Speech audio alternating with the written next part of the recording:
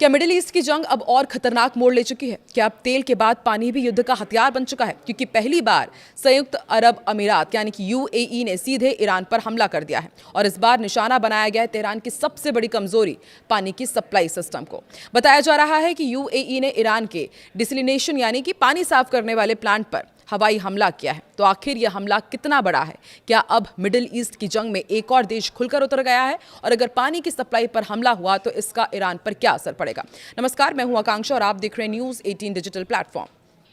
Middle east में पिछले कई दिनों से हालात बेहद तनावपूर्ण बने हुए हैं। अमेरिका और इजराइल पहले ही ईरान से टकराव की स्थिति में है। रिपोर्ट्स के मुताबिक युद्ध के 9वें दिन हालात और ज्यादा गंभीर हो गए हैं जब यूएई ने पहली बार सीधे सैन्य कार्रवाई की। इजरायली मीडिया पोर्टल वाईनेट के दावे के अनुसार अब तक डिफेंस मोड में रहने वाला यूएई अब खुलकर मैदान में उतर आया है।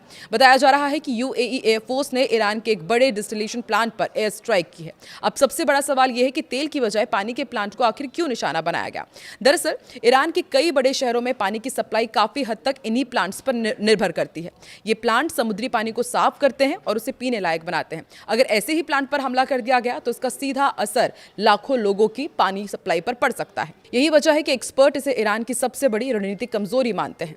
तो क्या ईरान पर इसका बहुत ज़्यादा असर पड़ेगा? ये भी आपको समझाते हैं। अगर पानी की सप्लाई चेन पर लगातार हमले होते हैं तो इसके कई बड़े असर हो सकते हैं। बड़े शहरों में पानी की भारी कमी, नागरिक जीवन पर सीधा संकट, सरकार पर अंदरूनी दबाव और युद्ध की स्थिति और ज़्यादा भड़क सकती है। यानी यह हमला सिर्फ सैन्य नहीं बल्कि साइकोलॉजिकल और स्ट्रैटेजिक वॉरफेयर भी माना जा रहा है।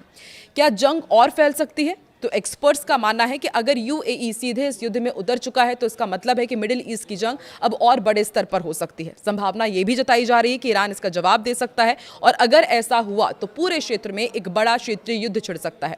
मिडिल ईस्ट में हालात तेजी से बदल रहे हैं। तेल के बाद अब पानी भी युद्ध का हथियार बन गया है और अगर यह सिलसिला जारी रहा तो आने वाले दिनों में हालात और ज्यादा खतरनाक हो जाएंगे। अब देखना होगा कि क्या ईरान इस हमले का जवाब देता है और क्या यह संघर्ष एक बड़े युद्ध में बदल जाता है। आपको क्या लगता है?